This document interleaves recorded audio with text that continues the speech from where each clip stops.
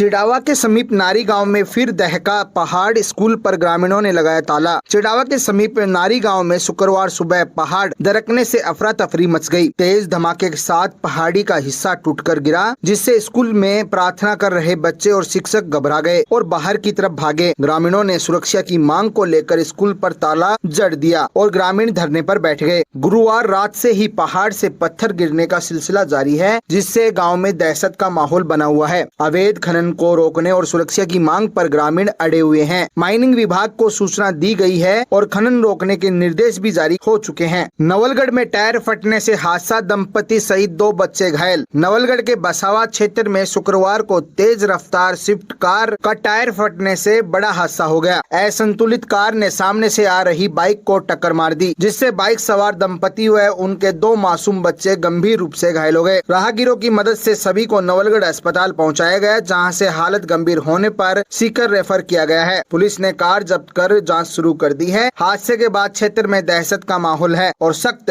Traffic नियमों की मांग उठ रही है। जा रहे थे तो इनका एक्सीडेंट हो चुका था। ये 4 लोग घायल थे बसावा सरकारी स्कूल के आगे। जब हम पहुंचे तो इनको बाहर मतलब रोड के ऊपर ही पड़े थे। हमारी गाड़ी में डाल के इनको झाझड़ लेके आए।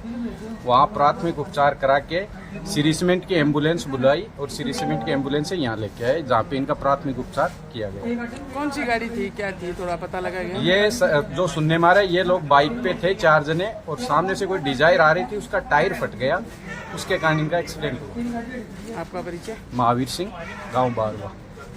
उदयपुर वाटी में सड़क हादसे में सफाई कर्मचारी की मौत, परिजनों ने किया विरोध प्रदर्शन। उदयपुर वाटी के छापोली गांव में गुरुवार देर शाम सड़क हादसे में सफाई कर्मचारी जगदीश वाल्मीकि की मौत हो गई थी। नाराज परिजनों ने शुक्रवार को अस्पताल में विरोध प्रदर्शन कर शव लेने से इनकार कर दिया। वे आश्रित को नौकरी, 50 लाख का मुआवजा और कार्रवाई की मांग कर रहे थे। प्रशासन से बातचीत विफल रही, लेकिन पूर्व विधायक शुभकर्ण चौधरी की मध्यस्थता से सहमति बनी। परिजनों को नौकरी, बीमा क्लेम और सरकारी सहायता का आश्वासन मिलने के बाद शव ले लिया गया और मामला शांत हो गया।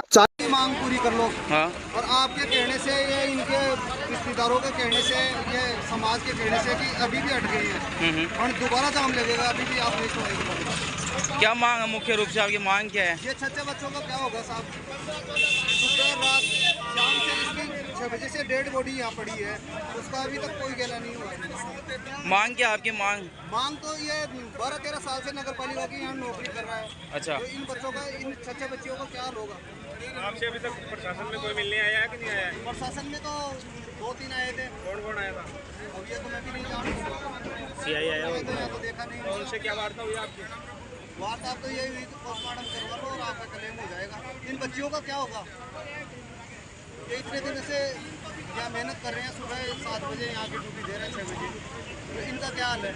अभी आगे की क्या रणनीति इसकी रहेगी? 35 साल की उम्र में ये चल गया, तो इन बच्चों का क्या हाल होगा? आगे की क्या रणनीति रहेगी? अभी राजनीति यही रहेगी, या तो प्रशासन में और वो सुन ले, ये तो यहाँ रोड जाम होगा। आप क्या लगते हो उनके? मैं छोटा भाई हूँ। क्या ही नाम आपको? मेरा सिम्मू नाम है। नहीं पूरी समाज की बात मान रही है। वो बच्चे मर जाएंगे, अपनी गर्मी में गुजर क्या होएगा? फिर नहीं आएगा कोई भी मंत्री कोई भी नहीं आएगा। 24 घंटे हो गए भूखे प्यासे बच्चे मर रहे हैं यहाँ, कोई सुनवाई नहीं हो रही। क्यों नहीं हो रही? क्या वोट नहीं देते? क्या ये वोट नहीं देते? वोट सभी को देते हैं ना, क्यों नहीं हो रही है? मंत्री के पास जाके फोन करें, और कोई नहीं आ रहा। मंत्री खुद नहीं आ रहा है यहाँ पर। बच्चे कल से भूखे, क्यों नहीं आ रहा? क्यों नहीं आ रहा? छोटे बच्चे हैं, 5 बच्चे हैं, 5 जो उनका कौन क्या करेगा? 24 घंटे होने में आ गया। 24 घंटे हो गया, पूरी रात बच्चे निकल गए। भूखे हैं बच्चे।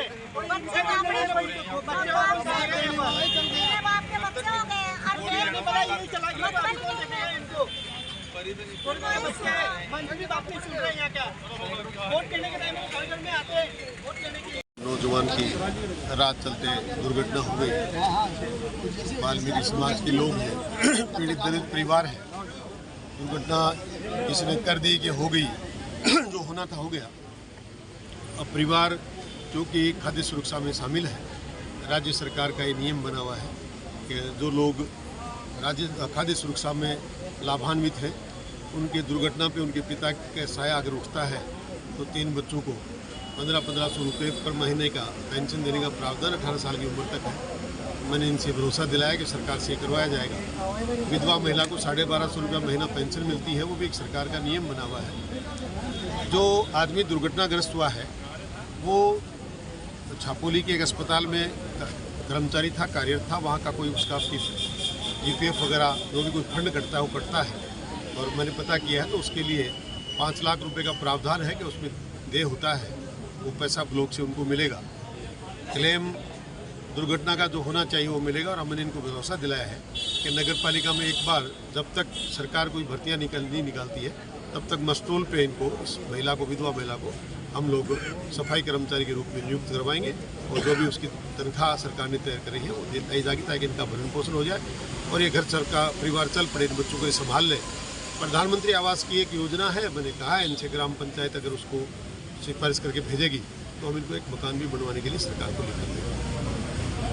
40 साल से बंद रास्ता खुलवाया प्रशासन ने। मंडावा की तहसील प्रशासन ने भारू गांव में 40 वर्षों से बंद पड़े आम रास्ते को शुक्रवार को खुलवाया है। तहसीलदार डॉक्टर सुरेंद्र भास्कर के निर्देशन में नायब तहसीलदार मुकेश सियाग, पुलिस जाब्ता और राजस्व टीम के साथ मौके पर पहुंचे। रास्ता खोलो अभियान के तहत JCB मशीन से लगभग 1 किलोमीटर का लंबा रास्ता खोला गया। इस दौरान ASI मुलायम सिंह, गिरदावर किशनलाल जांगिड़, पटवारी चीना देवी, धर्मेंद्र मीणा, रफीक समेत अन्य अधिकारी मौजूद रहे। ग्रामीणों ने प्रशासन की इस पहल का स्वागत भी किया है। भाजपा संविधान व लोकतंत्र की सबसे बड़ी दुश्मन दिनेश सुंडा। झुंझुनू में कांग्रेस कार्यालय में जिला अध्यक्ष दिनेश सुंडा की अध्यक्षता में जिला कांग्रेस कमेटी की बैठक हुई। बैठक में कानून व्यवस्था, जनप्रतिनिधियों पर हमलों और भाजपा की संविधान विरोधी नीतियों पर नाराजगी जताई गई। सुंडा ने आरोप लगाया कि कांग्रेस के प्रधानों और चेयरमैनों को झूठे मामलों में हटाकर भाजपा समर्थकों को पद दिलाया जा रहा है। बैठक के बाद कांग्रेस प्रतिनिधि मंडल ने कलेक्टर को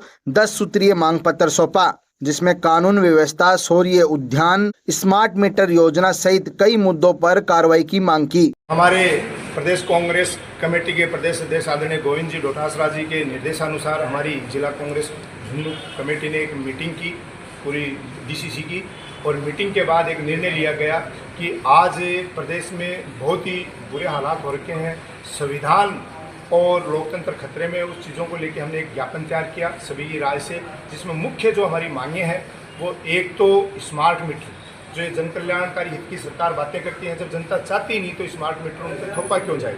दूसरी बात, संविधान में जो व्यवस्था की गई है कि 5 साल से चुनाव होने चाहिए निकाय के, और जो पंचायत राज के चुनाव उनको समय पर करवाया जाए। साथ ही जो आपके कई जगह दुरुपयोग करके सत्ता का, और इन्होंने 30 प्रधानों को पदमुक्त कर रखा है, चेयरमैनों को पदमुक्त कर रखा है, तो उसके खिलाफ हमने आक्रोश व्यक्त किया है।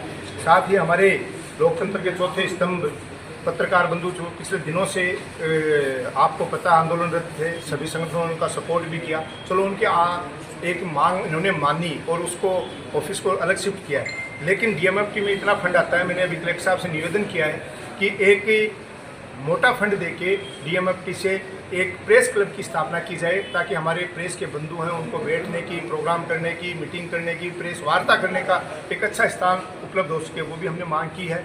और साथ ही जो RGHS योजना से लोगों को लाभ मिल रहा था स्वास्थ्य में, उन योजनाओं को ये बंद करने का प्रयास कर रहे हैं। साथ ही झुंझुनू की बात करूँ, जगह जगह पानी भरा पड़ा है, जब पानी निकासी के काम नहीं कर रहे।